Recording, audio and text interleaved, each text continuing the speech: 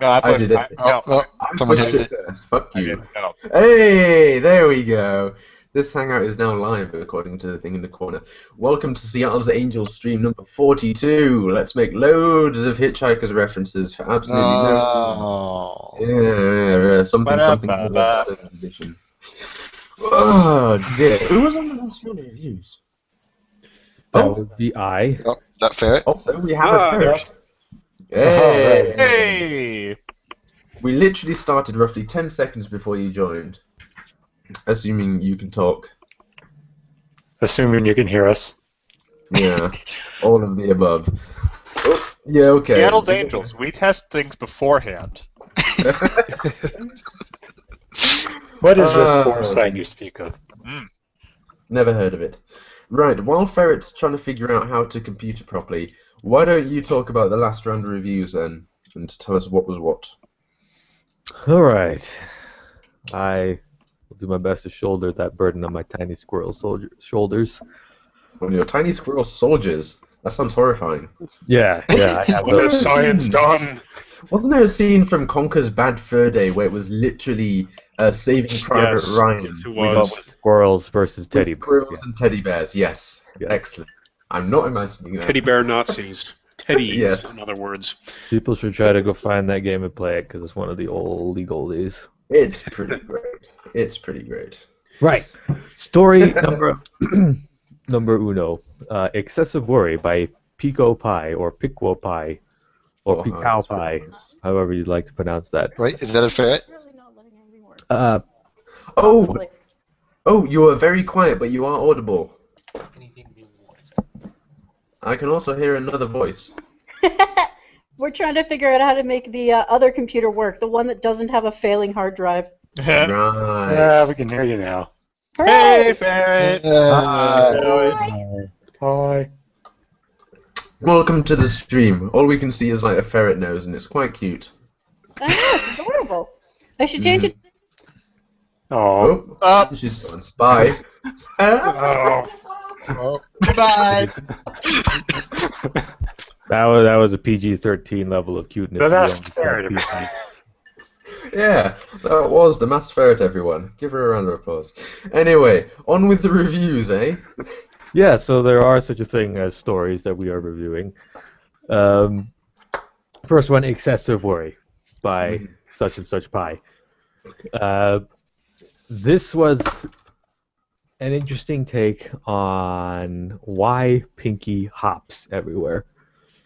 And usually I enjoy stories that take a small slice of the character like that and expand on it to say, well, if they do this all the time, it's never exactly explained in the show, but certainly there's a reason behind it.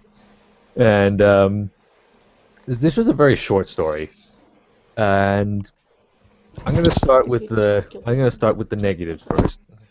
Is that first of all, it was short and it was rather telly, and it didn't really feel like a Pinkie Pie story because it's actually from the point of view of her doctor. Because the reason Pinkie Pie can't hop is because she's apparently born with some kind of fictional disorder that keeps her legs from moving in the proper order. And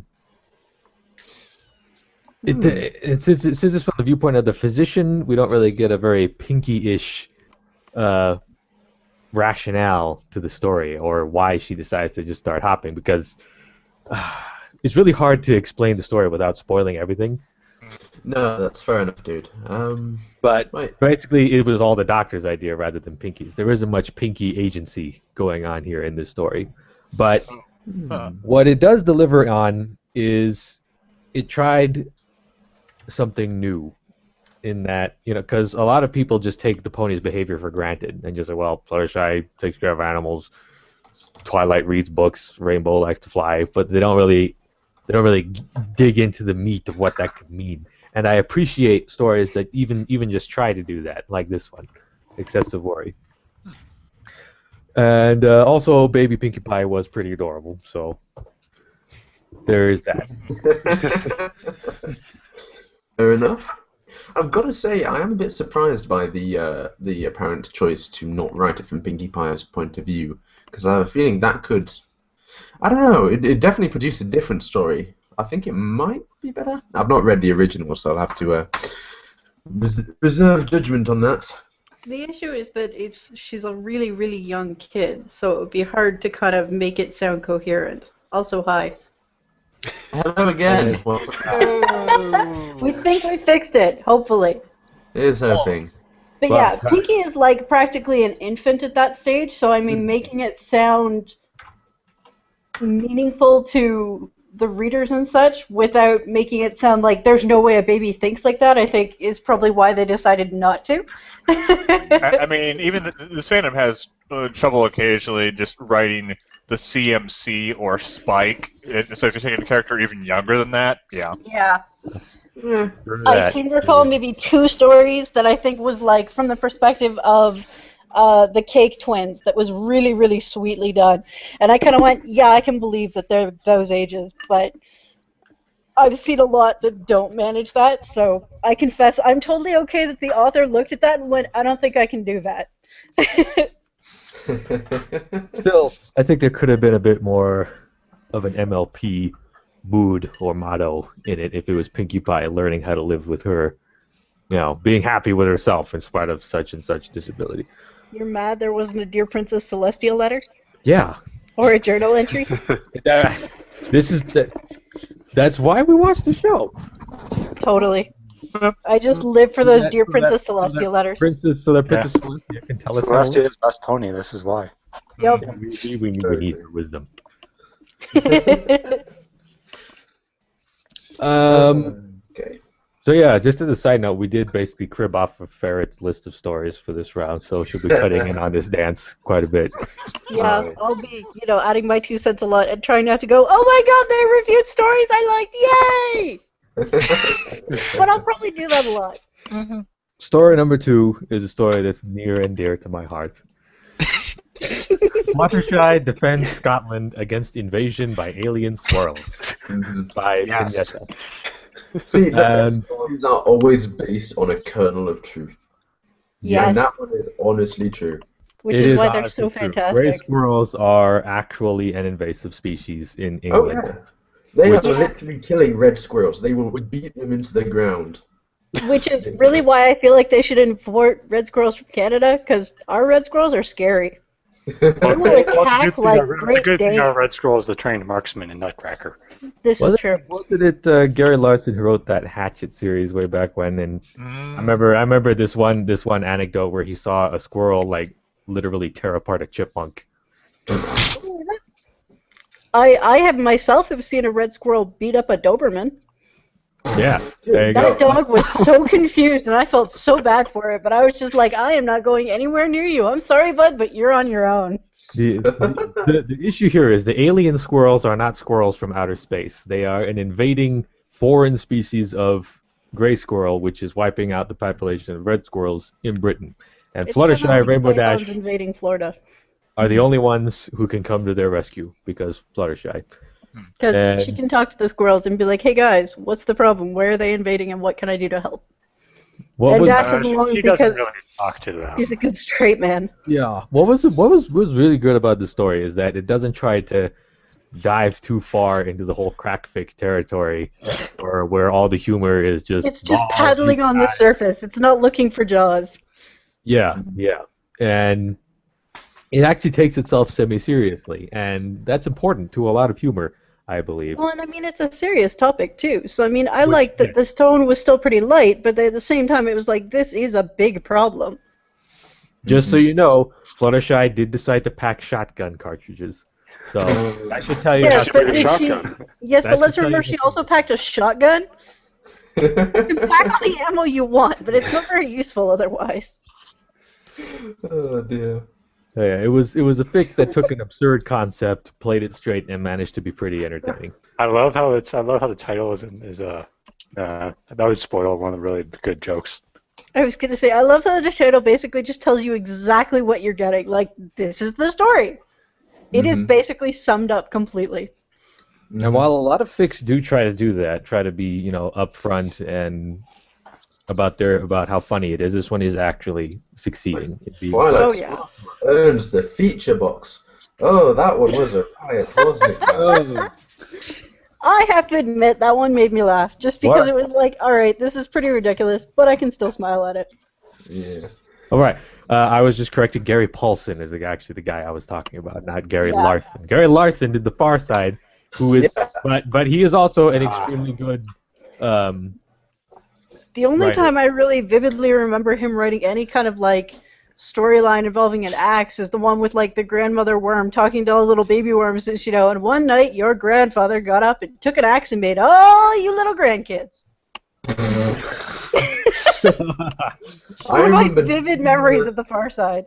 I remember numerous Well, that's Gary Larson things with atches featuring chickens. Like, what was it? There was a fortune-telling chicken that was telling the fortunes of the other chickens, and it's just like, oh, next, right, I see your lifeless eyes staring out from your severed head. Next, I see your lifeless eyes staring out from your severed head. Next.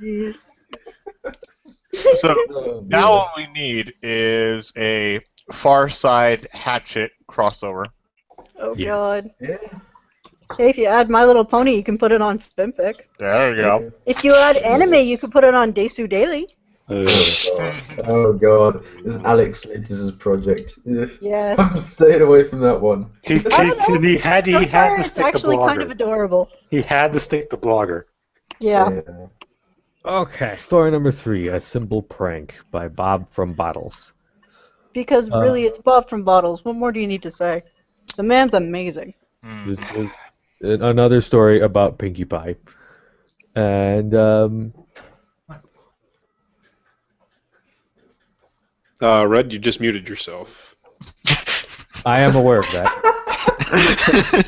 He was busy cursing at the fact that he didn't feel that that was an epic enough introduction. Well, that's story number 3. Moving on to story number 4. Okay, A Simple Prank by Pinkie Pie. Blue, blue, blue, blue, blue.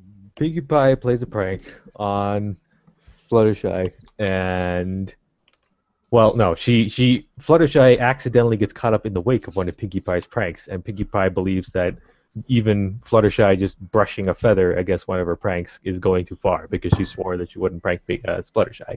So she talks to Twilight about how to fix it, and it involves time travel and all kinds of other terrible, ridiculous things. But Not terrible, just ridiculous. the funny thing is, the story actually doesn't actually talk about that. It talks more about Pinkie Pie because all the action actually happens off screen, and it begins and ends with Pinkie Pie deciding to do something about her behavior, and she learns a lesson from it at the end. And that is basically the meat of the story. And what I liked about it was that it did very much feel like a Pinkie Pie story. Like, Pinkie Pie is random, but there is often a method to her madness. And a lot of writers don't really go that far. They just say, oh, it's Pinkie Pie, I can make it as random as I want, lol. But no, that doesn't work. But this story actually takes Pinkie Pie as a character and tells us what she might learn from a situation like this. It includes all of her, as I said in my review, it includes the equally annoying and endearing traits that made her a fan favorite. Well, and Pinkie Pie is interesting because what some people will find endearing, other people will find annoying, and vice versa. Absolutely. I find that I vehemently dislike whatever Pinkie Pie does 90% of the time, and the other 10% actually she's quite good. That's just... She's a really hard character to write well, I think is the problem, because you have to really acknowledge that she does have this sense of logic to her. It's just, it's kind of like 90 degrees to everyone else's logic. It's a bit convoluted. Yeah. Also, Speaking of convoluted, didn't we have a long discussion about this very topic in the pub chat not too long ago? I remember that. Yeah. Yeah. It lasted hours. It's an issue I remember this. It's an issue that has yet to be resolved in the Brony community. What did I miss? It may never be. Whether or not Pinkie Pie is actually annoying or actually quite incredible. Obviously the latter. I'm Story- afraid Write to her well. yes. She can't be both. She can, but it's still more successful if people write her well. I'm going to point out, Pav, that God, what's it called? The icon for the YouTube video that this is creating is currently just your face with "because butts" on it, with a little backstick. Yeah, that's a pretty good explanation of Pav. Yeah. It really is, though. Right, you heard it here. Seattle's Angels, because butts. Because Yep. butts. Alright, is there one more You to stole do? Pat's There is line. one more story. Story number 4. The Most Noise by a Man Called Horse. Well, Ah, I'm yes. amazed I wasn't following sooner. I mean, he's literally got everything going on for him. Yes. Yeah, Go ahead. The big draw to this story is that it's not really it's a Trixie fic.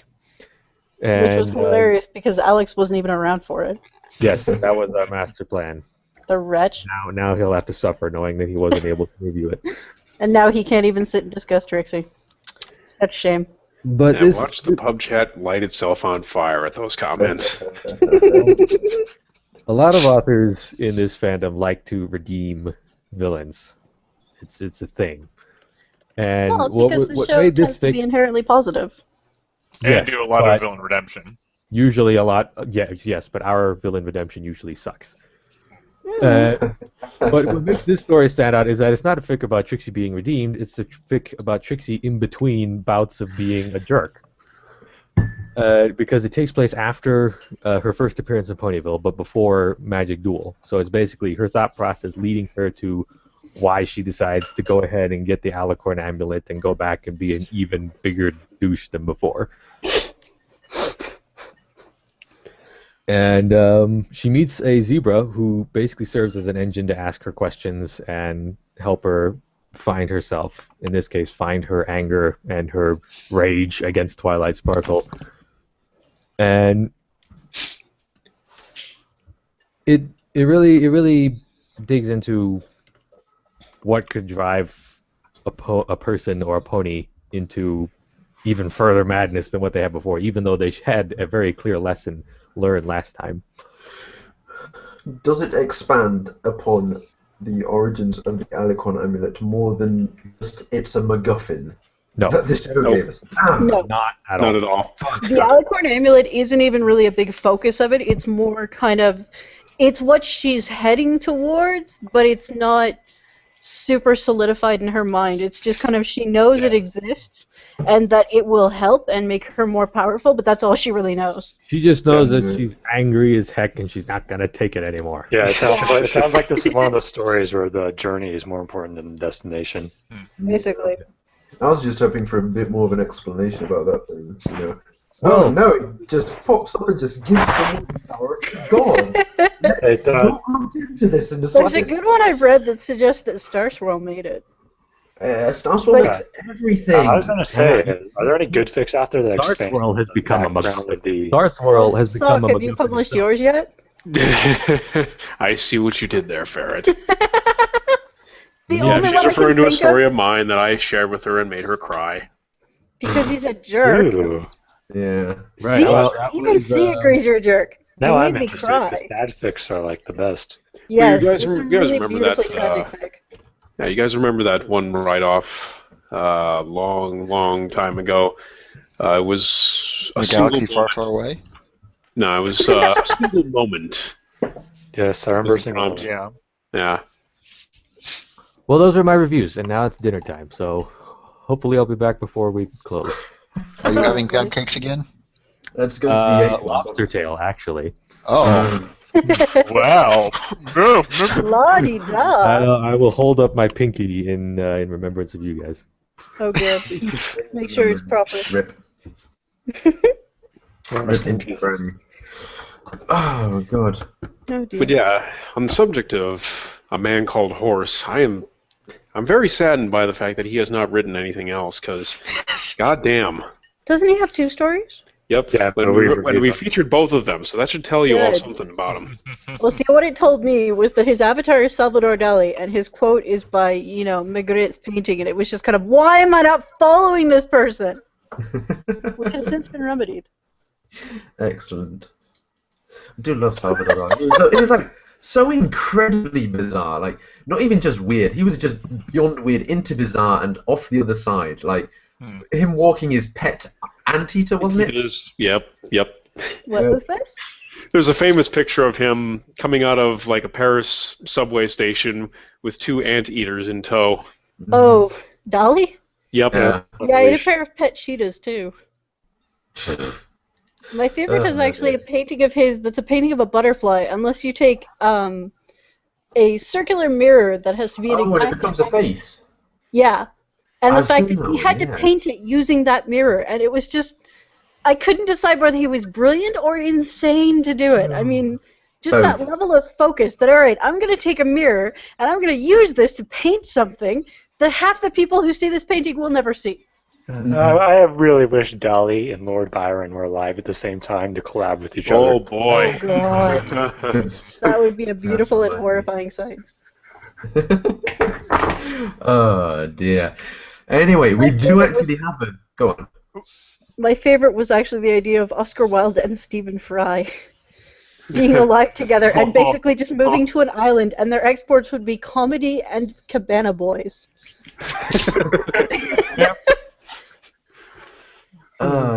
Stephen Fry is engaged, by the way. Oh my goodness, to whom?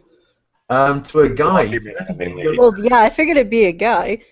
No, I was saying to a guy 30 years younger than him. Fair enough. Yeah. Equal rights and all that. Go Britain. Anyway. So we do have some random comments from the stream. Yeah, plenty. We have a lot of banter welcoming Ferret. Deja is declaring her territory and fending off against Ferret. There's a lot of discussion if Ferret is actually Alex Magnet using a voice changer. No, that's Awesome, impossible. I could write all kinds of crack fix? No. She can't be Alex, because she actually reads. Oh! I was going to say, go to my profile. Look at the fact I have about 3,000 favorites. Yeah. That tells you I read. Quite prolific. Oh, you're one of those people. Well, this is great because none of us are that person, so... What about Hey. alter ego, though? Like, there's Alex, who doesn't read, never shuts up about Trixie and rates crack fix, and then there's me, his alter ego, who reads a lot and doesn't write. And doesn't shut up about Trixie. There we That go. too. Sorted. I don't know, I'm more likely to never shut up about authors rather than specific characters. Very confirmed for Alex Magnet's alter ego. There we go. Got the little goatee and everything. Dark reflection of Alex Magnet. Oh, he got married today, apparently. Stephen Fry. Oh, good for him. Oh, wow. I hope the wedding was a success. Yeah. Apparently it was. Fruits. Deja Right. asks if Fulcon is an instrument. No, Fulcon is not an instrument. Yes, Oh, it is. Actually, instrumental it is in an instrument of lawsuit? Pan. Getting triggered. I thought it was a brass instrument. No, it's only instrumental in lawsuits Or percussion. and, arrests. Mm-hmm. And if everyone in the Angels had to do bloody battle by the sheer force of their smexiness, who would win? Me, obviously. I don't know. We might need more proof. Yeah, I don't know. We're just seeing your There, we just stare everyone down with our More door. proof, you say? Yeah, Interesting. basically, me and Squirrel would just get together and be disgustingly cute, and everyone would just have heart attacks. It'd be kind of like Aha! which I manifested. Everyone would just go and fall over. Sokka materializes. Oh my Indeed gosh. he does. Indeed he does. Mm. The prodigal son returns. And now he's gone. Gone forever. Doc, you're more handsome than I first thought. Last time he revealed himself. Because, you were totally expecting him to just show up as Quasimodo. I was expecting him to show up as a slightly younger version of Jake, if I'm quite honest. Like, not gonna lie. Sure, I mean, he does look similar, but I wonder if he looks anything like Colton Gardes. I have no idea what Colton Cardes looks like. I want to see half this- Doc, Jake, and Cardez collab on the fic. Oh, Honestly, yes. Serving I just some- want to lock them in a room and see what happens. You know. But like, I suspect they would just start talking about military life or just start writing or probably start drawing. Actually, I don't know if Tweet draws or not. At the same time. Gardez definitely does, yeah. Oh yeah. I don't think Jake does. Yeah, I don't think he does either. But yeah. The funny thing is, you get a bunch of military guys together in the same room, and probably the last thing we'll discuss is the military. Oh god, yeah. You have to deal with it every day at work. You don't want to go somewhere else and talk about it. I wonder, though. I wonder who would be the highest rank.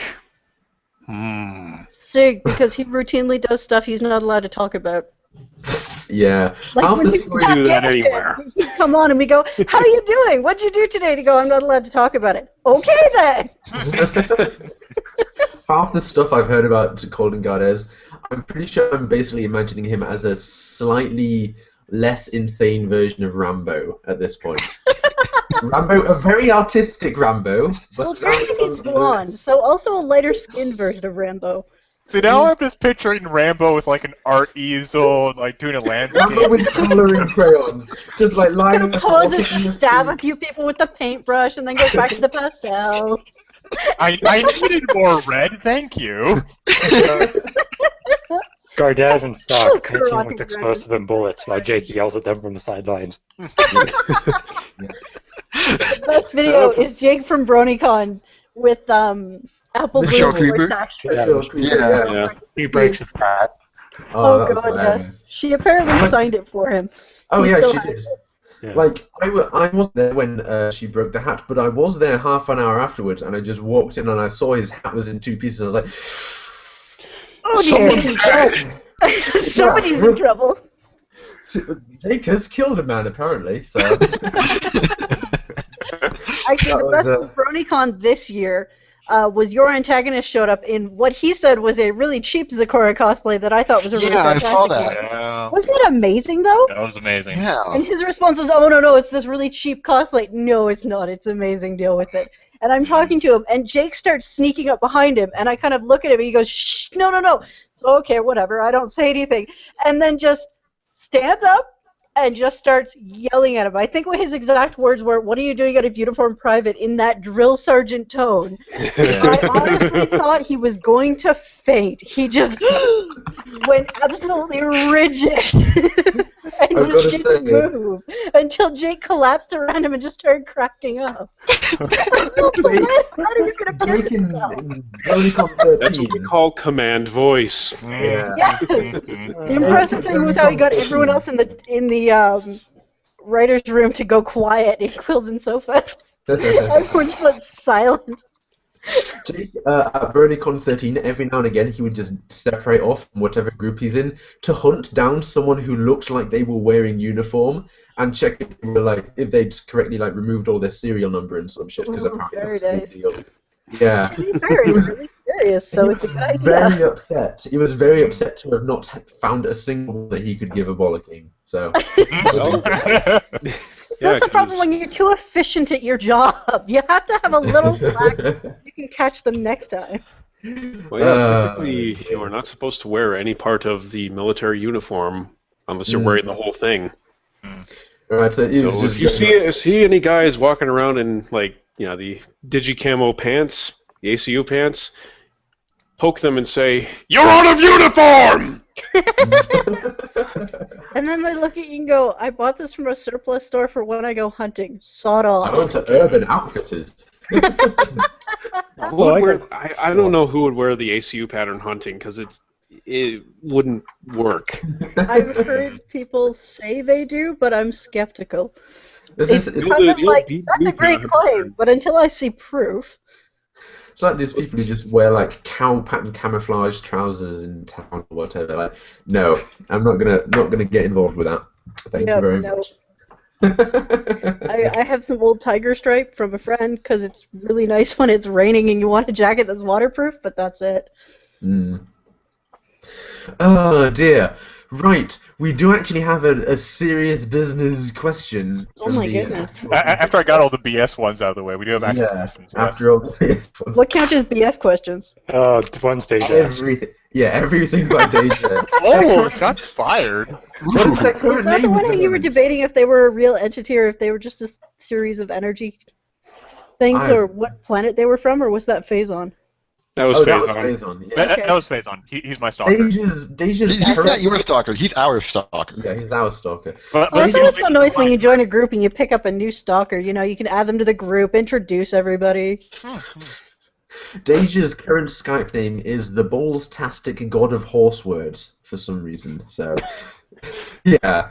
Hey, gotta prove And this your is ego. after she Gotta prove changed. your ego. No. Yeah. Right. Okay. Serious business question from Dezir, however we pronounce it. What's the Don't best? make a decision on that one.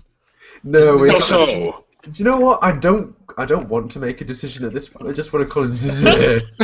Yeah, it's kind of more fun if you can just change it every single time and then claim they're all accurate.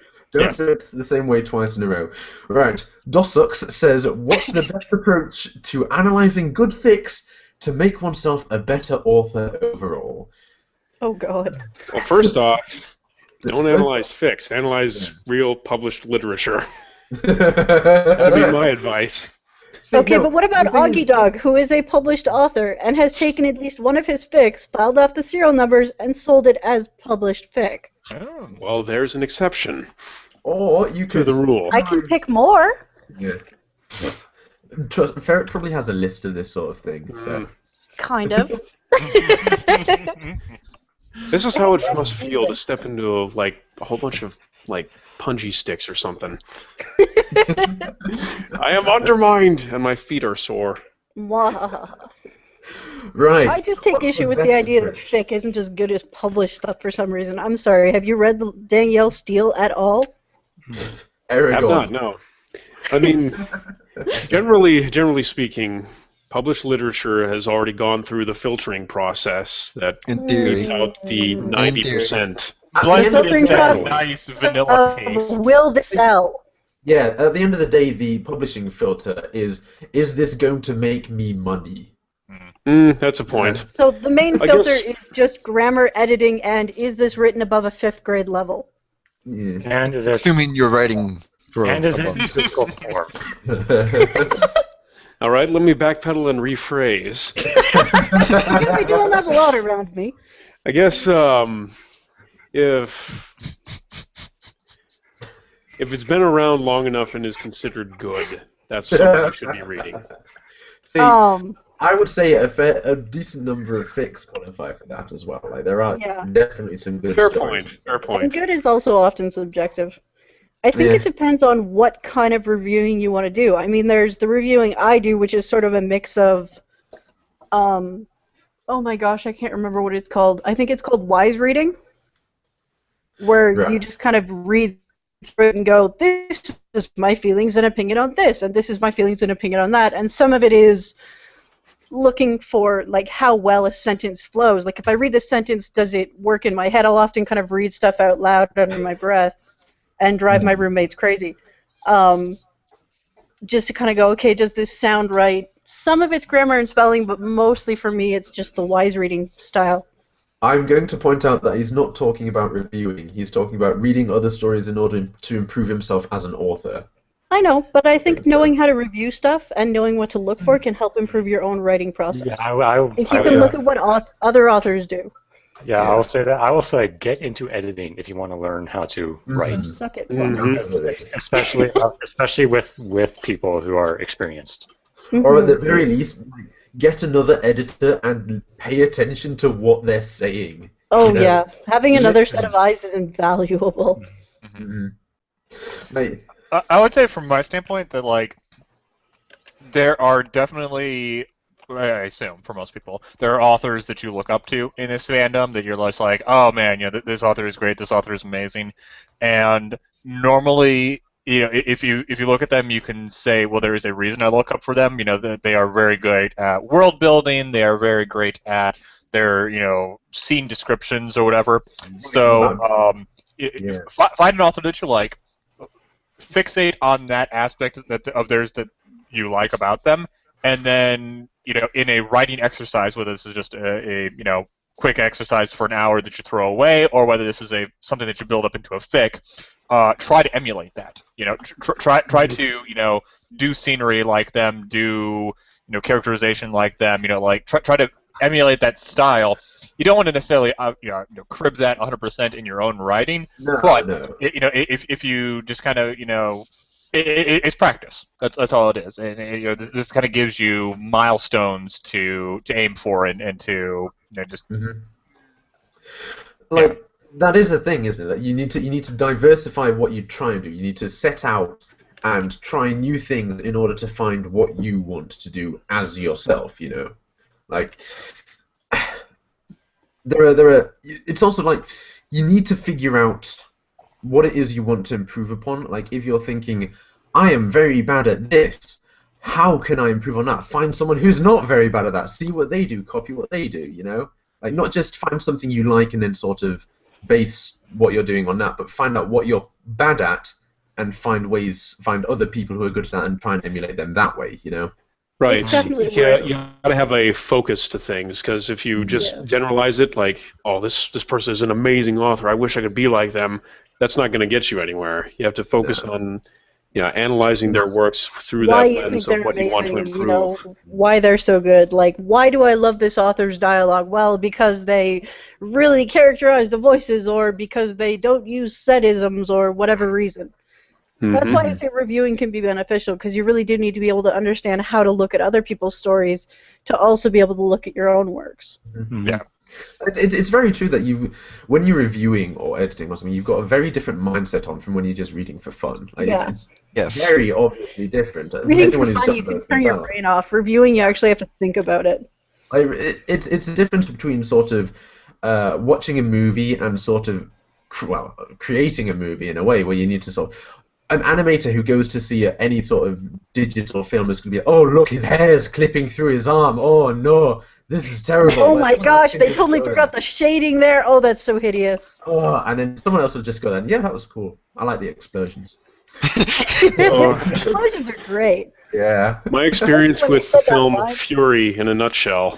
This one had a really good soundtrack, though. Yeah, it did. It did. Yeah. I've still not seen that yet, which is surprising. I don't know. I just can't get hyped about a bunch of dudes on a train. Well, to be fair, I do have a fairly significant interest in sort of early 20th century tanks, but whatever. No, really? Tell me more about that tank game you play. I had no idea. It's mostly a plane game, but yes. I will say this: there are some moments that are going to make you go. I've heard. Bullshit! I heard there's like a section at the end where the German commander just goes, "Fuck it, we're gonna charge them," and everyone just runs forward in a straight. Without spoiling too much, there is a point during that final that final battle where this German. I think he was a captain. I don't know. I didn't really see the insignia, but he is addressing his men in formation, like. Four rows, nice tight ordered formation, while a fucking firefight is going on in the background, and he literally just gives them a little pep talk and tells them to charge the fucking thing head on. Wow. Yeah. No! Also, Now, doesn't that sound like someone you want to serve under, boys and girls? also don't forget the Panzerfausts in the Yes, let's just keep charging the tank despite having Panzerfaust on our shoulders when we were marching in. I want to see Plum and Sock watch this movie and just MST3K it, because I think that sounds hilarious. What we should do is, if we're going to do an MST3K sort of thing, we need to do of the Red Wings movie, because that thing is hilarious. Oh, jeez. No. Red Wings. Is that the Space Nazis thing? No. This is a World War II thing, and it was. Oh, dear. Red Wings were, what were they? They were an African-American Mustang. It's supposed to be the story of the Tuskegee Airmen, but it's... Yeah. Oh, God. Yeah. See, I'm skeptical it is, but it sounds nice. The Mustang has 6 50 cal guns, which are designed to chew up planes. At one point, they shoot down a destroyer with guns. Okay. They shoot the destroyer with a gun and it blows up. Another point, There's an Me-262, which is a German jet with 30mm guns. A single bullet is like that thick, something stupid like that. He takes one in his shoulder and it's like, whatever. He hits the enemy once with a tiny bullet, done. Like, he takes Weren't a the bullet Tuskegee that Airmen hits- in the Pacific Theater? Yeah. No, There's that too. you're thinking of the Flying Tigers. They were like operating out of China and all that. There's a famous photo of a Wellington that got hit by a single 30mm round, right? Its tail is gone.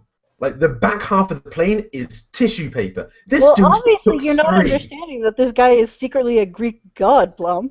Pretty much, yeah, pretty much. Clarify. Someone's got to write those hero stories. Can you just clarify the part where they destroy a destroyer with their Mustangs, with their He guns? shoots the deck of the Mustang. I think the idea is that somehow his shot went through the destroyer and blew up a torpedo or something like that. Oh, okay, But so it doesn't basically show he's that. Luke Skywalker. Yeah, it And doesn't he's show using that the though. Force.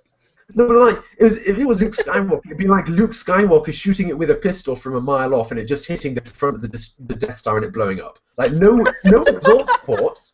He just shot the destroyer and it blew up. How did he get on this topic from reviewing? Good question. I just got here. I don't know what you guys are doing in the Hey, interview. Squirrel. Hello. Right, How is he a discussing lobster the tail? difference between mindsets you have when reading something for fun and when reviewing it. Yeah. On the one And then, hand, you guys need to do an MST3K of war films because it would be hilarious. So how is the lobster tail? He's gone again. He's gone back for more. He's still chewing. But I would say, wrapping up on the original question, I would say, reviewing definitely helps, but I mean, my initial advice was, look at good fics and emulate what they're doing. But you can learn a lot from bad fics too. I mean, if you're reviewing a fic that has a lot of things that are going wrong with it, and you're just like, dude, no, come on, and coaching them through this. Look, you really need to. You've got all these book setisms here that's it's really causing or kerfuffle. Then get back to your own fic, and you're like, oh god, there's book setisms everywhere. Like you start to notice the things you're pointing out.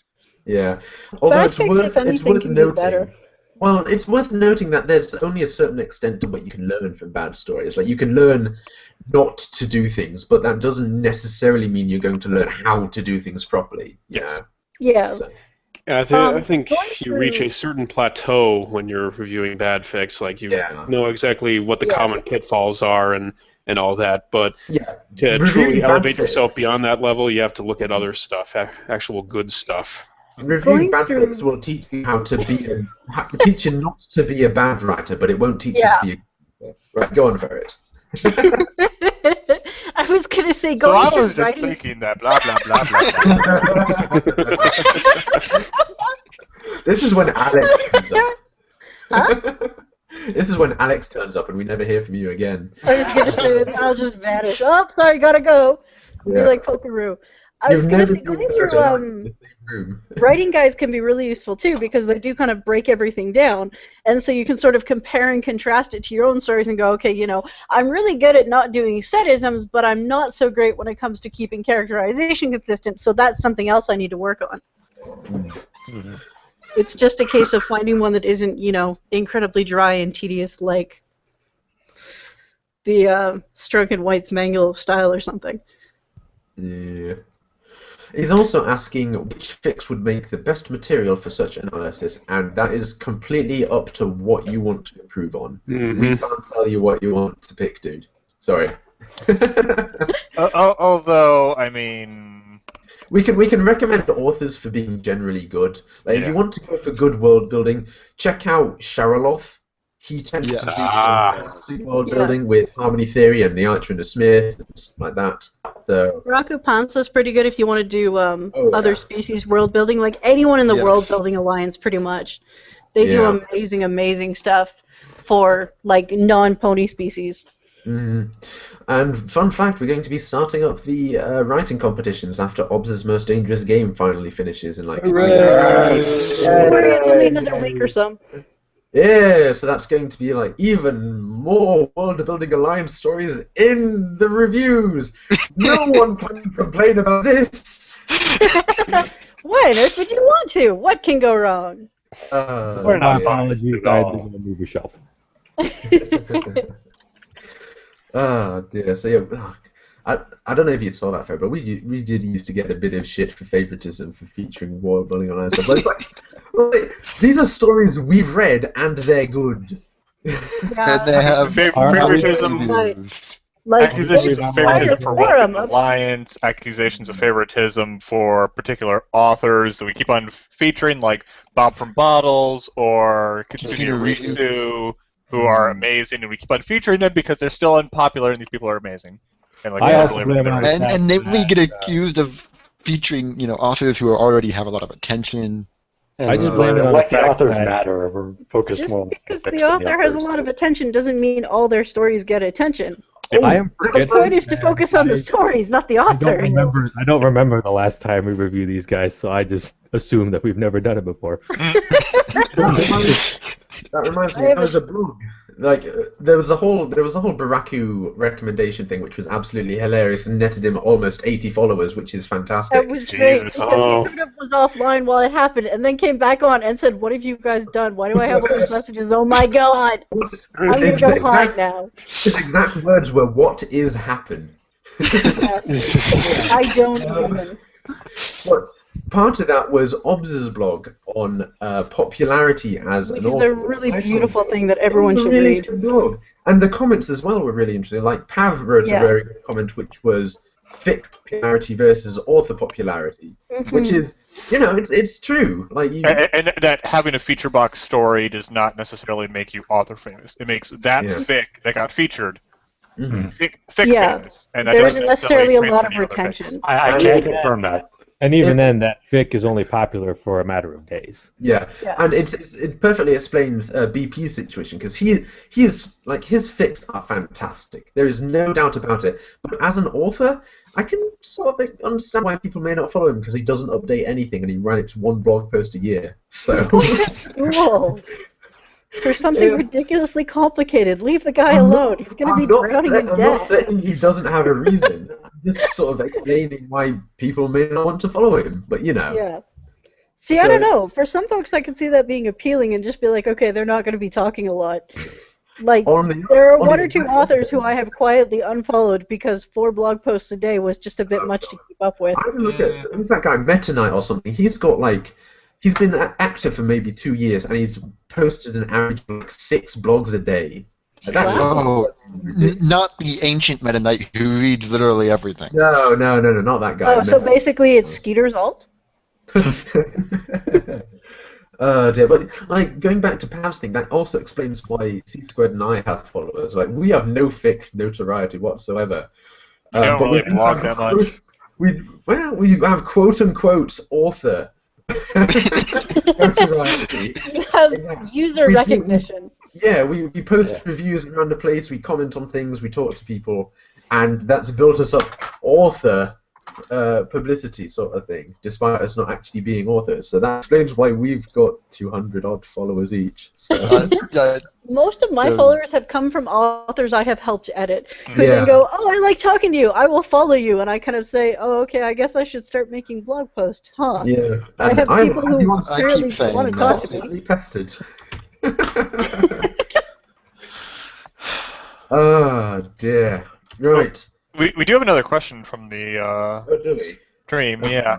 Only one? Our watchers are kind of lazy, so the questions can trickle in. Touche. All millions of them.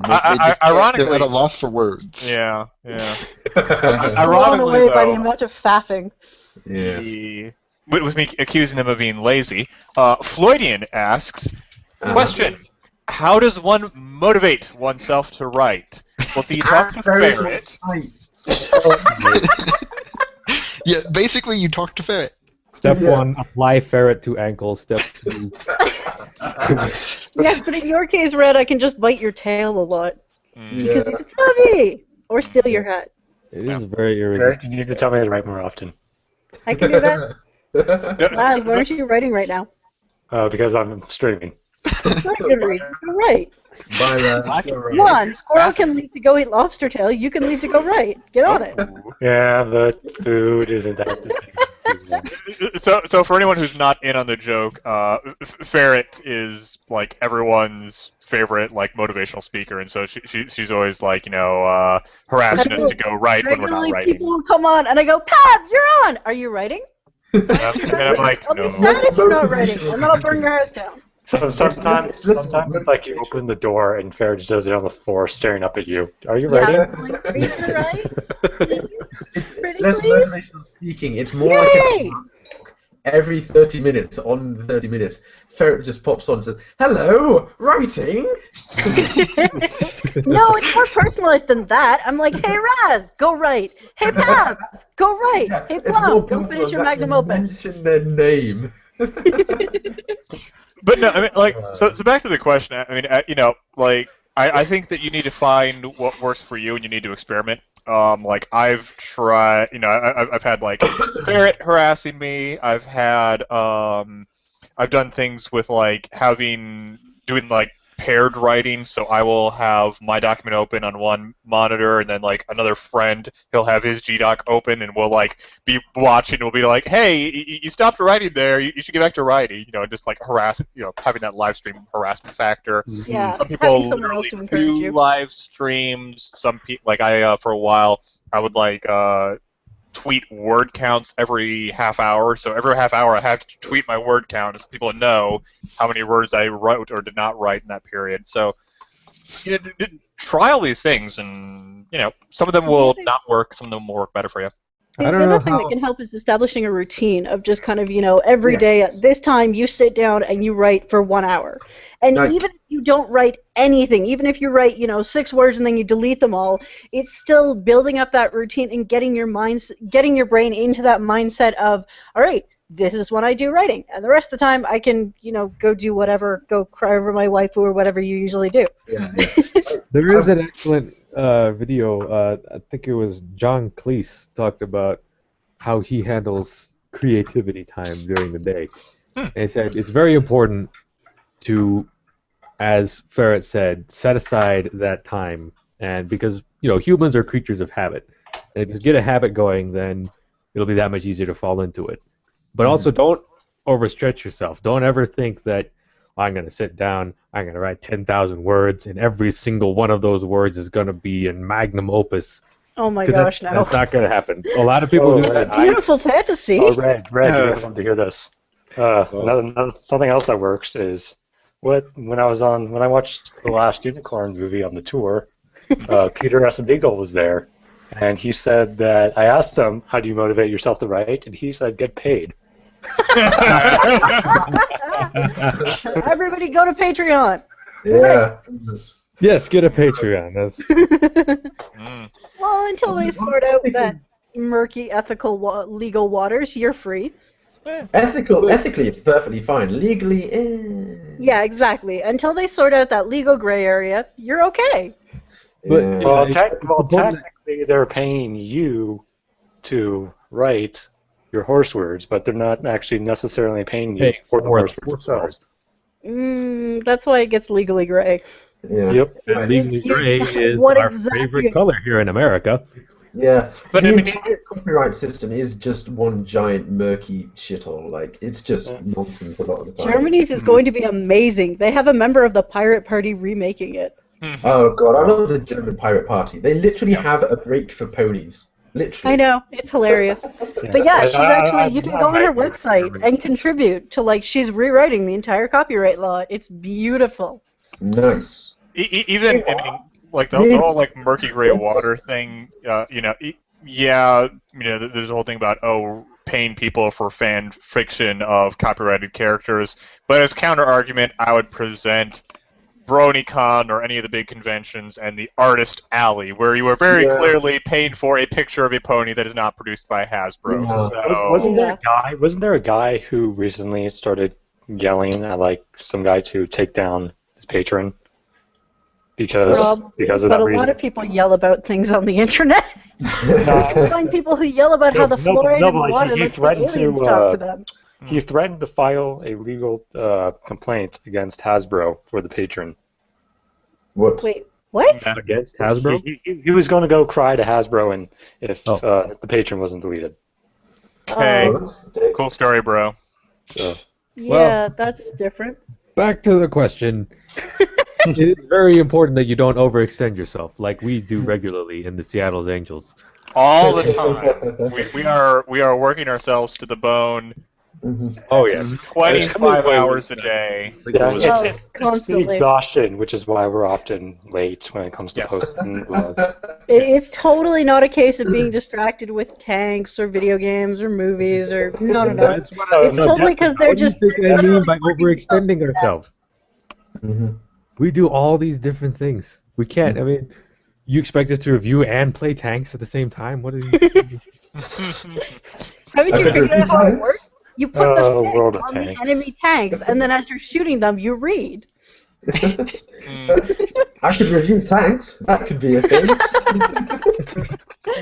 Sign me up. Yeah. But I think someone else brought up the point, of not writing 10,000 words and expecting them to be flawless. Like, it is a lot easier to write 8,000 words of a chapter and then be like, I don't like this one scene and have to rewrite the scene, rather than just kind of like sitting there and just being like, okay, I need to write this thing perfect in the first draft. So sometimes you just throwing words on the page and then. Better to write 10 words and delete 9 than make one word absolutely perfect, sort of thing. Yeah, it's whenever like a great author talks about how they'll sit down and crank out like 5,000 words in a sitting is what I think Stephen King said he does. What they don't tell you is that they throw out a good 3,000-4,000 of those words. It's like a great analogy. Think of if you see a Lego movie. Yeah. Where Batman just throws a bunch of batarangs at the button. First try. That's how it is. That's basically writing. Is your first draft is always going to be terrible. That's just how it goes. But it's terrible, but you can make it better. That's the mantra has to be you can improve it. And you have something exists, and you can improve something that exists versus the ethereal thing the thing that's just in your head, and then you haven't put the first draft down yet. Somewhat extreme example. I have deleted entire 8,000 word chapters before, but and then we yell at him. Ironically, that made it all the easier to write it again because I had a better general idea of what I had been doing in the first place. My friend G.A.P. Jaxie, he was working on the second book of his magnum opus, working on the first chapter of it, 11K chapter roughly. He rewrote from scratch. Every time he wrote a draft, he would throw out the entire draft and start over from scratch. He rewrote the first chapter 11 times. So it is about 200,000 words of chapter 1, and he would just kept on discarding it. And don't do that because that's insane. That's called dangerous levels of perfectionism. That is the other extreme that we want to avoid. Don't worry, there's no danger of me doing that. It's not like I've tried rewriting the first scene of a story 3 or 4 times now and have tossed out a combined total of 20,000 words. I also think Wonder D posted it earlier in the chat. It was from fanfiction.net, and it featured Daenerys Targaryen and Marjorie Targaryen or something. It was like some weird. It was chapter 6, and it was 200. No, it was 6 chapters. It was 6 chapters. No. Chapter 6 was 265,000 words. That's what it was. No, it was plural. I'm looking at the quote right now. It said chapters:6. Plural. Oh, dear. Oh, yeah, and then it was like 200,000 words. No, it was 295,000. Oh, my God. 95,000 Captain Pedantry. And then someone else was like, short skirts, what are you doing? Yeah, that was Because that's the only appropriate response. Oh, dear. Right. Yeah, we mentioned it before, but having a sort of schedule to keep to is very helpful because Couch Crusader, who is a friend of a lot of us and the show itself, he's doing his stuff. Well, we do blog up stuff. He is doing the Children of the Everfree thing on Tumblr, which has an adorable spider shy. Yeah, and I'm still screaming. But he has made the commitment to update every single Friday, and he was telling me in a call the other day how much that actually helps him. You know, he was surprised by it himself. So. As Yeah. well as Get started. he's found that live streaming the art has really helped him a lot too. Just having other people to give feedback and just to sit there and encourage him. I mean, a lot of the motivation stuff I do is just going, "Hey, you should go write. You're gonna write? Yay!" It's just it's nice to know that somebody else is interested and engaged. Yes. What really works for me is reading good writing. That makes me want to write because you don't write in a vacuum. You have to learn how to write from other people before you can write your own great story. Yep. But like I said, I mean, try these things out because for some people, like updating weekly or every 2 weeks works great for them, and for other people, like that they just feel too pressured to keep the update schedule, and so then they just Burnout. churn out. They run on fumes. They write something shitty, and they're just like, oh well, the deadline, so I have to publish, and then they after the fact they regret that they rushed it. So And publish something they're not happy with. yeah, I have a very loose timeline. Some people have no timeline. Some people just don't even write stories, and then they just never have to write. Some people.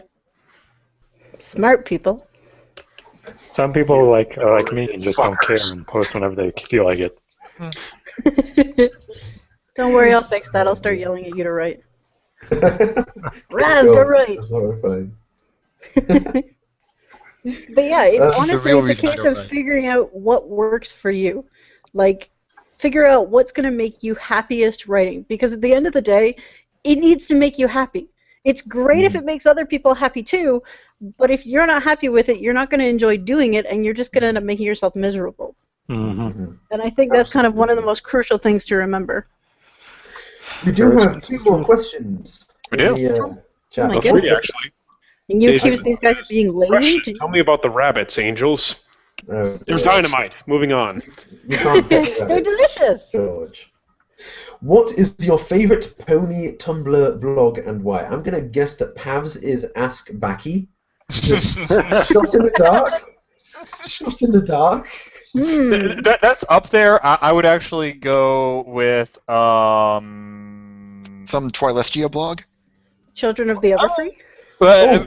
Breeze does is actually pretty good. But. Good morning, Celestia. That is a fucking hilarious blog. Their latest Yes. update was a joke about Nyx. Someone asked him where Nyx was in this world, and he was like, "No, I'm closing down Asks. This blog is done. Done."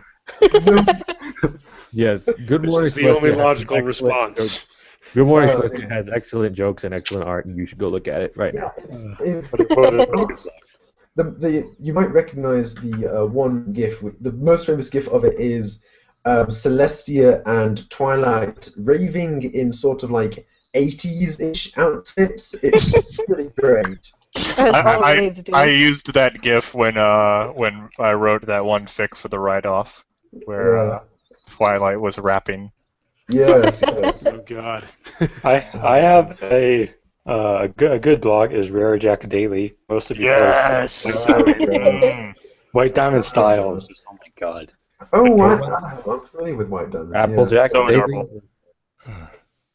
For me, it has to actually be Ask Velvet, which is it's Oh. mature in the sense that it deals with more adult ideas in terms of like kids would have a hard time getting it. I mean, it's basically she's a seamstress and she runs like an adult store, but it's actually like Is that the one the by most Trump? inappropriate thing I think I've ever seen them do was a couple with a Pegasus and an Earth pony, and they were discussing it was possible for clouds to be made so that the Earth pony could float on the clouds so they could, do stuff up there. And it's still handled really tastefully, and the art is adorable. I think it's Carnifex does it. Yeah, Carnifex, yeah. And yeah. it's just absolutely hilarious. So I love, love, love Ask Velvet. The one I really think I could like that blog. Every time I hear the artist's name, I think of a like 20-foot tall monstrosity with tusks and sides, Exactly. with like holding a pencil in one of those giant crushing claws or something like that. Which is great And because his regularly OC just is reaching like out a to really the side and skinny consuming unicorn. Hordes of humans. Yeah, or just spitting at the page to make art or something. My saliva shall create beauty. Phew. Yes. I was going to say I would either recommend. Well, I don't know if this isn't really like an Ask blog, but 3 Apples. That comic is really good. Yeah. The apples kind And It hasn't updated in a while though. it hasn't been. Yeah, it keeps After on the going off Python is breaks. similar. Yeah, Yeah, I think the author took a break from it. yeah. And Luna After Dark. Yeah, Oh, that yes. one's really Good cute. After Dark. Ernie's quite funny, yes. Yes. I'm not even on Tumblr, so I just depend on references from everybody else. Yeah, I'm on I don't Tumblr actually to go talk to maybe 4 or 5 people, but I just actually have it bookmarked, so I don't have to go on Tumblr specifically to read it. there. I just go to the Derp Guru uploads. Yeah. Speaking of Luna, I'm like a shot. I don't do this. There's Luna Doodle. Yeah, Luna Doodle's really nice. Yeah, basically a bunch of artists just post pictures of Luna, and it's headed by it's headed by a friend, Dark Flame, the student after dark, student of the night. I'm not familiar with that. It's basically Scootaloo is Oh! something happens to Oh, Scootaloo when she yeah. goes far back. Yeah. I remember that one. Because someone was telling me about it along with Ask Stalker Lou. Oh god. Ask Stalker, it was hilarious while it was alive. It's I was not gonna really say. done anything in a It year. was the same as Moonstruck, right? It was really good while it was alive. Moonstruck finished. Moonstruck Yeah. ended. Yeah, that's what Yeah. I was saying. It was No, awesome while it was alive. Stalkerloo hasn't ended though, it's just sort of stopped moving. Oh, have they? I don't know, I kind of fell out of it. Yeah. So I Anyway, wasn't sure if it was still going or not. yeah. Sock, do you have a Tumblr that you would like to promote? Only Tumblrs. Oh, honestly, I haven't really followed any. But the only one I read in its entirety was Disorderly Conduct. Oh, Pretty funny. I like the name. They completely retconned the entire thing a couple of months ago, which I was a bit upset over. Oh, dear. Well, Yeah. you see, that's past my cutoff point, so I don't know. That was great though, it really was. All the art's still there, it's just Oh, that's good at least. completely. Hmm. Oh dear. We had another question. Yes. Did we? What fix do plot awesome from Dossux again? Well, I hope he's using plot in, the regular run-of-the-mill term instead of, Not the like fandom. in my icon. Yeah. Can you repeat the question? So it's which stories have great stories in them, basically. And before everyone else yells it, I'm going to say Harmony Theory. Yeah. Hey, I don't even have to do it anymore. It's wonderful. Yeah. Hooray! If you want something simpler, I would suggest A Door Jam by Juggernaut. Well, I'm gonna go with Through the Well of Pyrene. If you want anything complicated, anything by Captain Chrysalid, like this Yes. Platinum Crown. My answer, Ferret. Thank you very much. Daylight Burning by Guesswork. And to make a little callback, Monochrome by a man called Horse. Yes. Basically, Grayscale by Floaty and Slip is really nice too. Oh God. I guess to distill that, though, I mean, what makes these stories have good plots? It depends on the story. Yeah. Platinum Crown, because it's this huge adventure. Platinum Crown I love partly because it just weaves into canon so well. Oh goodness, yes. It's the whole idea of this Platinum Crown is after the event of the Grand Galloping Gala, which in his original story changed the best night ever, and it's sort of living through season 2 and season 3 from in this alternate universe where Blue Blood and Rarity are a thing, and there's all sorts of nobles going around throwing down gloves for duels, and And there's there's a just plot insane politics. One of my favorite bits was the whole alliteration levels. Yes. Oh my So, goodness, like, yes. In the show, how they have alliteration for a lot of their spells, and then that's actually like a thing. And the more alliteration there is, the harder the spell is supposed to be. And I'm like, that's brilliant. Yeah, so you get, oh yeah, well, a really simple spell is, a 2 alliteration spell, and then you get, oh my gosh, you can cast 5 alliteration spells? Wow, you're a real powerhouse. I'm Well, going so to this steal is this like idea. all world-building stuff rather than plot, though. Well, that is, but the plot itself, while it's like I said, the plot itself is interwoven with the events of season 2 and season 3. Like the latest chapter, he's just got it's partway through the Changeling invasion, and yet the Changeling invasion is a lot more detailed, a lot more in depth, a lot more convoluted, and a lot more interesting in this Platinum Crown than it was in the 2-part episode in season 3. To be fair, that's also because, you know, he characterized Chrysalis a hell of a lot more. Yeah. And Yeah. gave her a valid reason to do what she did, rather than just, I'm an idiot! Yeah, pretty much. So yeah, I'm trying to think of things that this Platinum Crown does wrong. I think occasionally he goes a bit overboard with the references. Like there was one thing in part of the this alternate universe version of the Attack on Canterlot where Pinkie Pie was fighting changelings in a candy shop, and she just makes nothing but candy-based puns for several thousand words. And it's just like, yeah, I kind of admire the fact that you've got so many puns, but the action finished 10 minutes ago. It does. It does arguably. It has arguably already started to drag. Yeah. I still enjoy it. It's Oh yeah, it's still a great. I don't care. I'm I just love wondering if Platinum he's Crown. actually going for the whole, I'm going to make this a million words, nobody can stop me thing, like a lot of others do. Maybe. I don't know.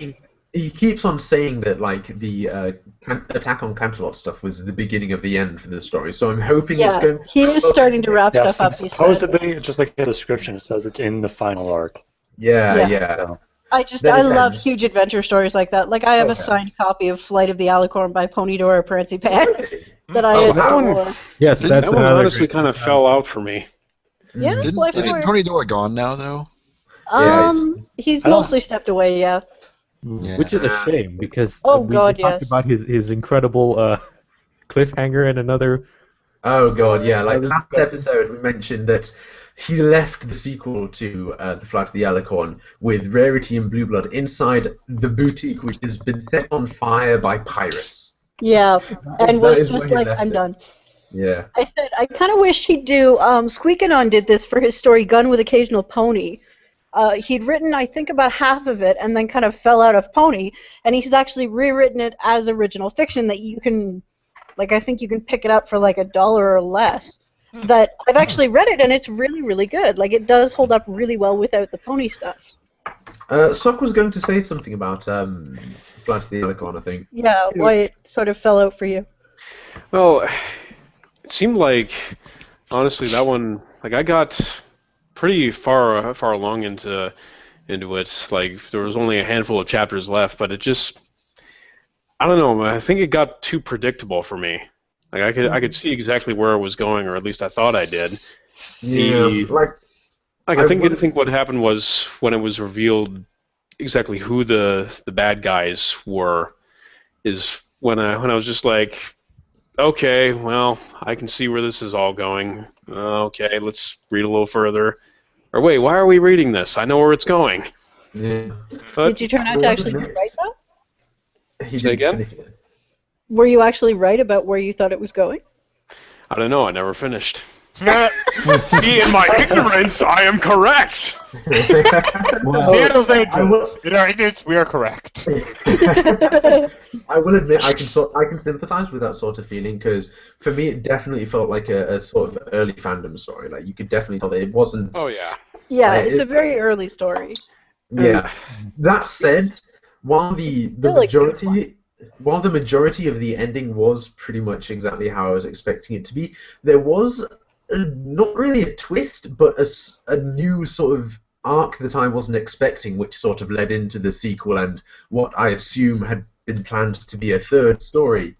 Yeah. With the second and third, obviously, not ever. Bondi had that with Prince of Ponyville as well. He ended up just kind of falling out of it. Yeah.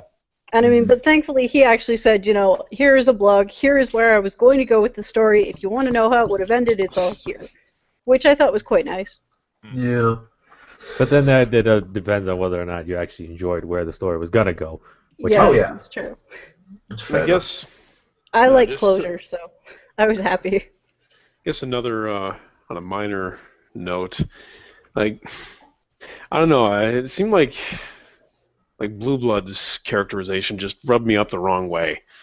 You don't Like, like the idea of him actually being a decent individual? No, it was, Sorry, it was more what are we like talking about? Which fic again? Flight of the Alicorn. Like the Alicorn. Yeah. it seemed like, you know, even when in those moments when he's supposed to be sincere, I just couldn't help hearing like falseness in the character's voice. I don't know. Like, He definitely starts out as very artificial, but I mean, part of the appeal to me was that I did feel that over time he did actually develop into like a genuine individual and actually become likable and appealing and not just, this absolute prat. But I think a lot of it for me was that, like, from the start, it was kind of, yes, he's this, puffed up asshole, but at the same time, he does genuinely have, some skills and talents. He's not just coasting on Celestia's name. Yeah, I do like the fact that he does actually have skills. I think it's not so much like the way his character was developed as the way it was executed. Like, there was no real change to how the author described his character, from the initial point to the point where I left off. And to me, the effect that created was, that he's not changing at all, that he's not any more deep than he was to begin with, that he's still kind of a whiny asshole. It could be argued that that's because it was the first in a planned trilogy, but that sort of exacerbates the problem. Because I was going to say that doesn't necessarily help things. Yeah. True enough. Like, there needs to be some growth. If you keep on talking about, the fic gets better, it gets better, make it better now, because otherwise you're going to lose your reader. This is totally like throwing oil on a flame, but this is why I couldn't stand The Two Towers. Because I read, 150 pages, and everyone said, no, 1,000 pages in, it gets better, and I kind of went, I don't want to wait that long. So it's like showing someone like Star Trek Next Generation. Before you can start enjoying it. This is exactly why I don't like Final Fantasy. Like Final Fantasy 13. Oh, God. Corridors, the game. Can we just not? Let's just go, it's bad, and move on. Yeah. We'll develop into Final Fantasy arguments. But me and Sunchaser and a bunch of guys play Final Fantasy 14, and I'm a scholar and I kill people. And you and Alex are doing that thing with Chrono Trigger, and when's more of that coming out? Today? Really? Wait, really? When did he ever tell the truth? So when are they going to make a good Call of Duty? What? 6 years ago, or whenever. Shots fired. Oh dear. Okay, I've not played it, but I've been hearing interesting things about the newest one. It's got Kevin Spacey, that's why it's good. Yeah. Oh, hang on. We've got we do have another question. Do you guys think minifics that are between 1,000 and 2,000 words long help authors? What? Or would you rather what they write in the minific be expanded into a longer story? Well, minifics make our job. Help. Yeah, like, if your problem is that, like Skirts, you're way too wordy, then having to write, 750 to 1,000 words is fantastic for forcing you to just cut everything down to the bare minimum of what you need. But if your problem is that you tend to write everything too sparsely to begin with, then all you're doing is making it worse, because now you're making it encouraged to do that. And shots fired, but I feel like we see this a lot in the write-off organization with its 750-word write-offs, that people will just write a bunch of fag-hoots, or they'll just write these, non-serious throwaway stories. And yeah, I mean, being able to take a short story and experiment with an idea is a good thing, but if you're just faffing about, then it's like... be serious. Are you talking about all the poop fics from the last one? I didn't even read that, but I heard about. Even without having touched, I didn't read it, I didn't review it, and I still am aware that this last write-up was, or this last write-off competition was all about poop. Yeah, Angels. Do as we say, as we do. Say all of the poop fics, as in several of them. Several things about poop and pooping, and yes. That was the last write-off. I think it was the last write-off that had something like 100 entries. And poor Brado bound coming to me and going, I don't think I can review all these stories. Yep. And me going, why would you even try? Yep. I guess That's why I did. but that's That ridiculous. reminds me of a Present Perfect when we had the outside inside judging, where he was like, "I can't review some of these stories. I have to review all of them." Oh, God, but yeah. that's Present Perfect. He's Present I Perfect. say, and Present is a very special kind of insane. It's why we like him. Yep. You can look at him and go, "Don't do that, kids." Oh. I am going to send him an audio clip of that. That'll be hilarious. I need to That's get okay. helmets for all these shots being fired. With Present, that's not a shot being fired. That's an accepted fact. It's okay. I we all love him, but come we on, get his name is Present Perfect. Mm. That says so much about his grammar ability. Oh dear. So yes, the answer to can this help is maybe. Definitely. It's so subjective. Definitely Maybe. possible. The only person who knows the answer for sure is you yourself. Yeah. Look inside yourself and see. It's like Do ending not your- That's believe in what I'll tell yourself. you. Believe in us who believes in you. Yes. Mine is the thing Well, that shall get a pierce the fist fight heavens. with the moon. Yeah. Like the power. I have to admit, I haven't finished that series. I haven't kind of watched got a single to- episode. I started the second arc where he's older and he has the girlfriend, and then the aliens come, and it gets really depressing and serious, and I just went, I'm done. Is that jelly? You have to push through that part. Yeah, because I mean, like right around the part that you quit is when it starts to get better again. Yeah, but it's But it keep is like reading, it five. gets better. It's like 5 It episodes. gets better later on, you guys. Yeah, It gets better later on. Exactly. I'm just not that interested. You just have to suffer through 12 games to get to the good one. I have not seen a single episode of that show. Gurren Lagann. All I know, yeah, Gurren Lagann. All I know is the theme song. That main character's girlfriend is 13-year-old and is absolutely stacked. And at one point, also drills. And at one point, they become larger than the universe. Yes, and it really like the sheer growth from episode 1 to episode 26. Like it's exponential. I want to say that it's logical, but I mean, obviously it's not logical to be like bigger than. But like He has a sword that's about 8 feet long that takes him like 5 seconds to completely draw it. There is no logic here. But like just the whole like Kamina and all of his motivation and how that goes into Simon and like it really it's an interesting show. If you haven't watched it, it definitely is worth it. But like we were saying, like it's got that 5-episode arc. It has some really rotten parts, like when they pick up the little kids. Yeah. With that whole underground culture and the we have to throw them out and you're such terrible people and blah blah blah. No, you're just a jerk. You're just an entitled little prat who should just saw it off. At least it's not Evangelion, is all I can say on that subject. God. I love You can Evangelion buy though. T-shirts that say "Shut up, Shinji." I love them. Has anyone played Spec Ops: The Line? I have. Get in Yeah. the goddamn robot, Shinji. Oh boy. Oh, here we go. Spec Ops. Oh dear. I played Spec Ops, and it was just as depressing as you've heard.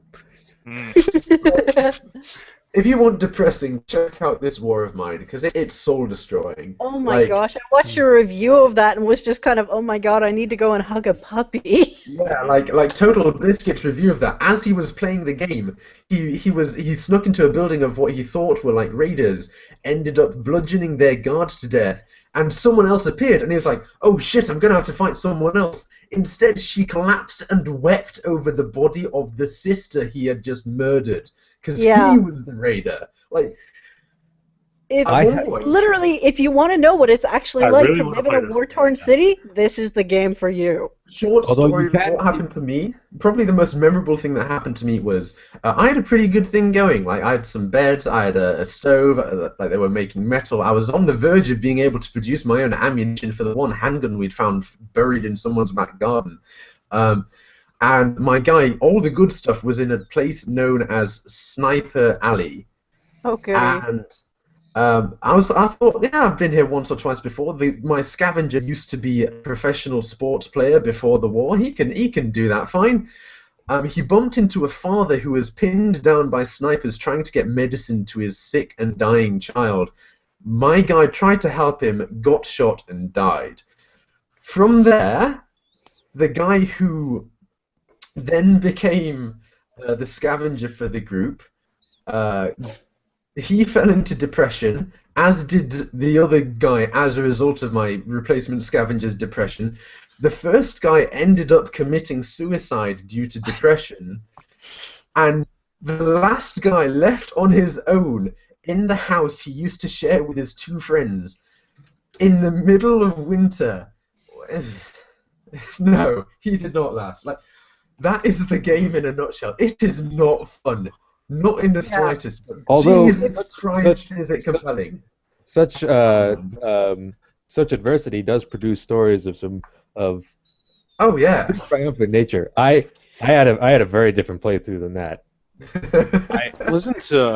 Isn't the game itself based on the siege of Sarajevo? Yeah, pretty much. Somewhat, but It takes a lot of influence from Sarajevo and Kosovo and such. Mm-hmm. I had a survivor who was who used to be a former rebel fighter, and I thought he would be perfect to go out and scavenge and take on these two soldiers. Mm-hmm. He gets shot up, lethally wounded, crawls back to base, and spends about a week and a half lingering on death's door. But he managed to pull through in the dead of winter. He gets back to full fighting strength and then takes down an entire house full of raiders and saves a hostage by himself.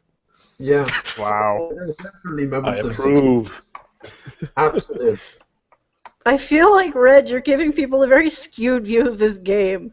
What happened to Plum and Total Biscuit is much more likely of what's going to happen to you. Well, yeah, I went through, as a qualifier, I went through like 5 games where everybody died horribly. So There you go.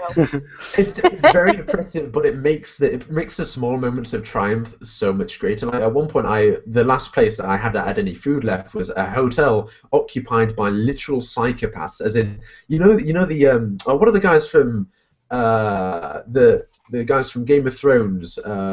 Reese Bolton. And Oh, those the guys. players? The guys whose flag is literally a man's with his skin being pulled off. Yeah. They were basically him. Like they were psychopaths who would just strip the skin off someone to watch them scream. My dude went in there with a crowbar. They had shotguns. My dude emerged with a slightly wounded leg and enough beef to just like drown a house. It was fantastic. Was your guy's name Gordon? The guy's name was Bitter Strong. Anyway. So yeah, I would wholeheartedly recommend this world mine. Worth noting, a percentage of the profits for that game do go to like charities to help those surviving in actual wars. So I love it that does fact, help at the end of actually. the day. That it's literally, you can play this game and understand what they are going through and also help them. And also help them. Oh dear. That said, we've got about 5 minutes left until the end of the stream. Do we have any more questions from? We do. What is your favorite troll fic? Oh, Spiders is. not Spiders is, but the one with Luna and Tank that was a Klopfic. That one was Fluttershy great. goes to Narnia. Oh, I think I know what you're talking about. The Apple Yeah, Short? basically anything by Appleshot, like Yeah. Discord, Yeah. Tangina, Grand.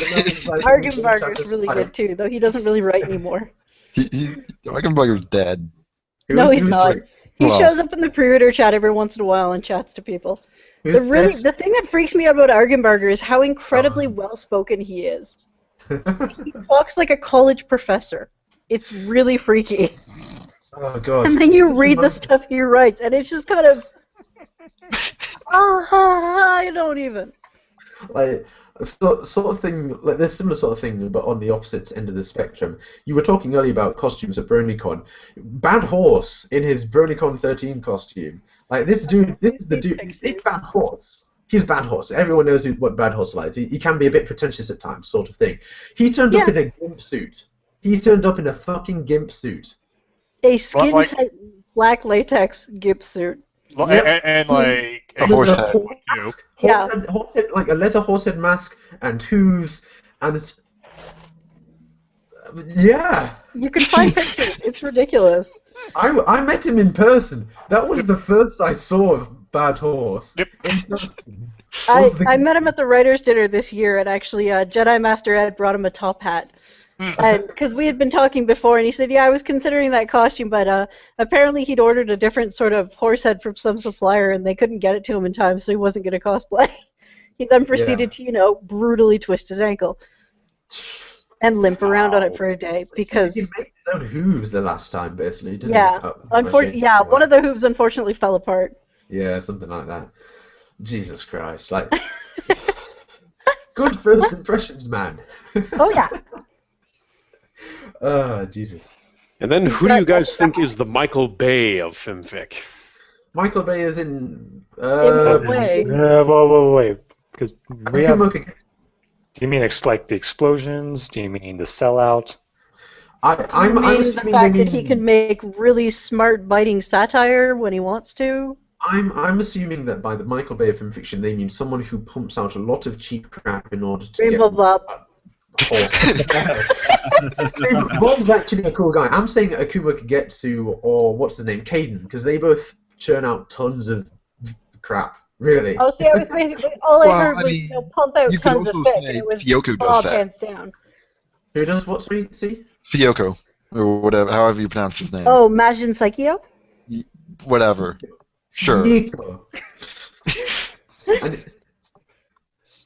I don't think I read much of his stuff, so I can't really I've comment on read that. some, and actually, some of it's not bad. I quite like it. No, but in terms of like pumps out a lot of fics, Rainbow Bob has definitely been pretty prolific. Well, Not anymore. Michael Bay doesn't like pump out massive. He does do, like the Transformers ones. They produce one a year or something like that, don't they? Yeah, I was gonna say like he's not a director I would think of as really prolific. No, he's not incredibly prolific, but what he does do is he does the same thing over and over again and just milks it for all it's worth and just does that sort of It's thing. all about the I couldn't money! say because I stopped following authors who do that. I don't was like thinking- authors who just do the same thing a million times. I just stopped Yeah. following. I was thinking along that Shengar line. Kodar. That's a Shengar sad. Kodar. Oh, That's- yeah, Jengar. Oh, Shengar yeah. I guess so. Well, I don't know. Chengar is more just kind of fixated in his own verse. So I mean Yeah. that's less about the Michael Bay effect and more of Maybe just navel gazing? or It's the only word I can think of that fits, but it doesn't really. Like, just in terms of very focused on your own stuff, not yeah, the just pretentiousness. any of those like published authors who have like 50 fics in a single verse. Like that's more what I would say with Chengar. A Yeah. large person- amount of authors do the whole Michael Bay milking it for all it's worth thing. So low Another half. possible definition of Michael Baying is taking beloved franchises like Transformers and Teenage Mutant Ninja Turtles and turning them to shit. Isn't that To pretty be much fair- what we do on FimFic?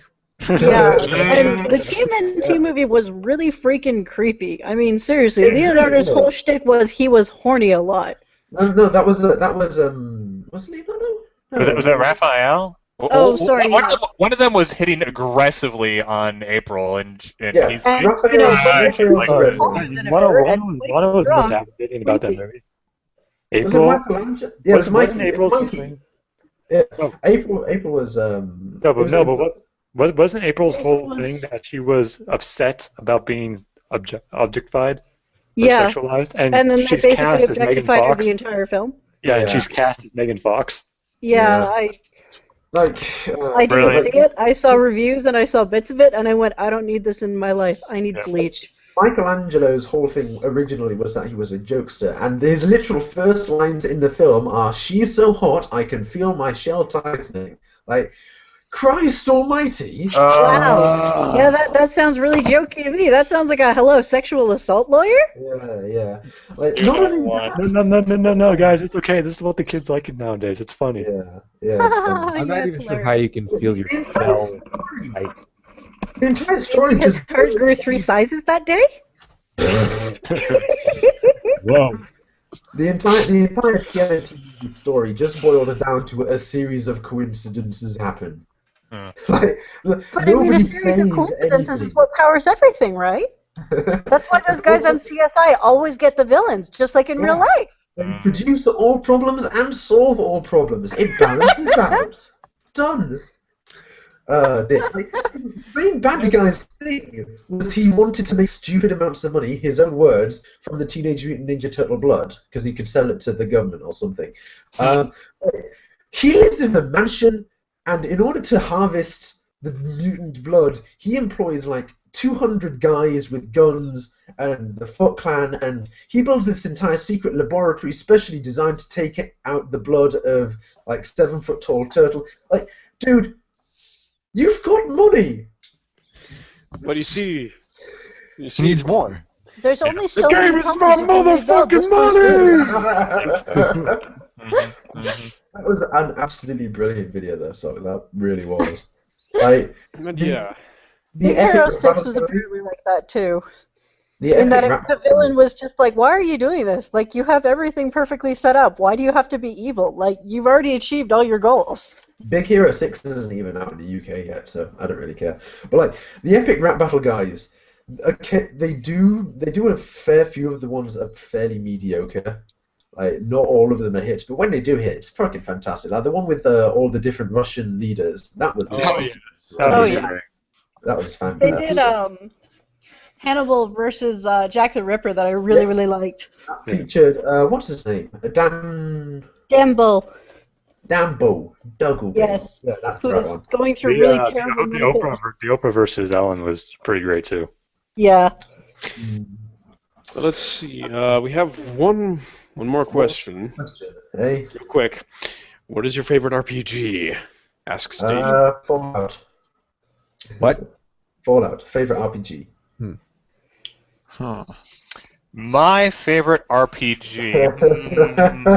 Gosh, I wonder. Could it be the one you're writing a crossover about? No, not that one. 13. Final Hallway 13. I actually like for all the crap that Final Fantasy 13 gets. I actually liked that one. But no, I would definitely have to say Chrono Trigger. This for the sheer nostalgia, the sheer the how renovational it was at its time. For me, it's a toss-up. They said RPG, not necessarily RPG video game. Oh. Like, role-playing game in general. So this is I have to admit, D&D holds a special place in my heart because I used to play it a lot with cousins. Mhm. For me, it's a toss-up They're pretty between. fun, too. For me, it's a toss-up between Fallout 3 and Scrim. Yeah, Scrim's pretty awesome, though I have to admit I always ignore the main quest line. Scrim Yeah, never I'm really- gonna go boost my agility. Fallout, I can absolutely agree with. What were you saying, Steve? I said explosives are pretty fun too. Oh yes. Yeah. I concur. I'm really shocked to make a joke about that, but yeah. I've been trying to make an RPG 7 jokes, but I just can't set it up. Etrian Odyssey is a lot of fun too. I'm trying to think because I absolutely hate grinding, and I'm not always super big on kind of random battles and stuff. So I'll often get bored with RPGs because I'll inevitably hit a wall where I have to grind for a couple hours, and I just don't care. But the Paper Yeah. Mario games, I love. Oh, yes. Barrett, if you love grinding, you should come play World of Tanks. The main RPG I have to say that I've beaten a couple of times now, though, is Legend of Zelda: Wind Waker, because I love the art style and and I sail as well, so I love the sailing in the game. Would Legend of Zelda count as an RPG? I've always thought of it more than like an It's more of an Yeah, an action adventure adventure, game. really. Yeah. Yeah, fair enough. Like the whole point of RPG is like you sort of you create these Level up. characters, sort of, don't you? Yeah, I Like, suppose so. I mean, you could. I mean, I've always heard that it doesn't. Legend of Zelda doesn't have modern video game RPG elements like an Yeah. experience point system, but it still has like the heart containers, upgrading your sword and armor. And that's my thought of it, is it still does have you improving your character by choice, not by automatic. going to get us into the sort of JRPG versus Western RPG discussion. Oh, here we go. Oh yes, Oh, I no. love those. Oh Yeah. no. On that note, let's cut this podcast off. Come back next Well, time for I the don't know. I mean, JRPG stories. I would kind of like to talk. I mean, I think the thing about JRPGs is that they really get